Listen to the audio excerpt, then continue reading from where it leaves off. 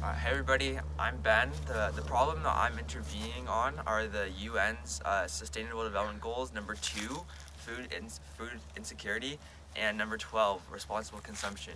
I thought that I would just start by giving us a little bit of a reminder of where our food comes from. So Canada every year produces approximately 60 million tons of food, and it all starts from large, small scales in farms like we are at right now.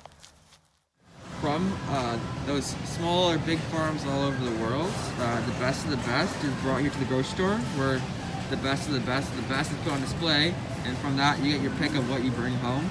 And for the rest of the apples and the bananas, the carrots, and all that, it's pretty much thrown to the curb. But I'll take you along with me, and I'll show you one other place where it might end up.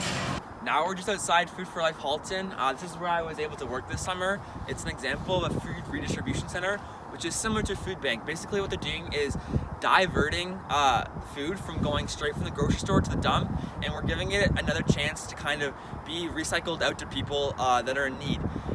The problem is, when I was working here, I was just really frustrated with the quality of food that ends up in the hands of us, which then we can give to people. I just was dissatisfied where all the fruits and vegetables come in, and it's just like the last line. You have bananas that are bruised and just gross. You have carrots that are slimy, and I really came to realize that if I don't like the food that I'm seeing, that probably means the people on the other end don't like the food that they're seeing either. So this is where I decided there's got to be something better. A lot of the food that gets donated here is not usable. So how can we make more of the donated food have a greater impact, and how can we improve the quality of food that Food for Life receives? The frustration that kind of came to me when I posed this question to myself of how do we improve the quality of food that these nonprofits receive led me to the social enterprise that I'm pitching to you today, the Boomerang Smoothie Company.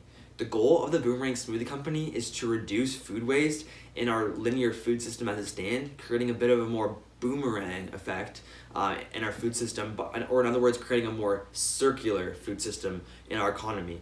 And the second goal is to also contribute to battling food insecurity in Canada. Of the 60 million tons of food produced in Canada each year, as I mentioned earlier, 58% is wasted. And that leaves 1 in 8 families in Canada left food insecure, which is just pretty crazy. Operations like Food for Life and your local food banks, they definitely address this issue, but they struggle to provide the quality of food that me or you would come to expect on our table. We plan to offer a conveniently located smoothie bar in your grocery store or in your food court that cuts down on the amount of transportation that this excess food has to endure. So instead of being shipped off to another place or shipped off to the dump, we can provide an on-site location that allows companies to cut down on transportation costs and also make taxable donations in exchange for us having access to space in their store. We increase the quality of fresh and nutritious food and fruits and vegetables, like the good kind of nutritious food that people need, by donating all of our profits from our smoothies to local nonprofits. For example, Food for Life. So we've covered the value to the corporate companies. We've covered the value to those that will receive the increase in quality of food. But what about you? What about the average consumer? We provide an enjoyable way for people to support the circular economy and food security while enjoying a high quality smoothie that is made in a sustainable way. The key steps that have to take place for our dream of this smoothie bar company to become a reality mainly falls in building the relationships that surround it. We need a strong network of companies that are willing to give us the access to the supplies of the excess food in the space. In order to start, we need a strong network of nonprofits who are willing to really take our donations and our funding and really put it into good use. And we need the acceptance of the average and conscious consumer today, just to accept the fact that misfit food, or this food that isn't exactly perfect, really does have value and can be reused in a great way. In reality, with these issues of responsible consumption and food insecurity, If you're not supporting it, you're really adding to the problem. And I hope you've taken a chance to look at these problems in a new way.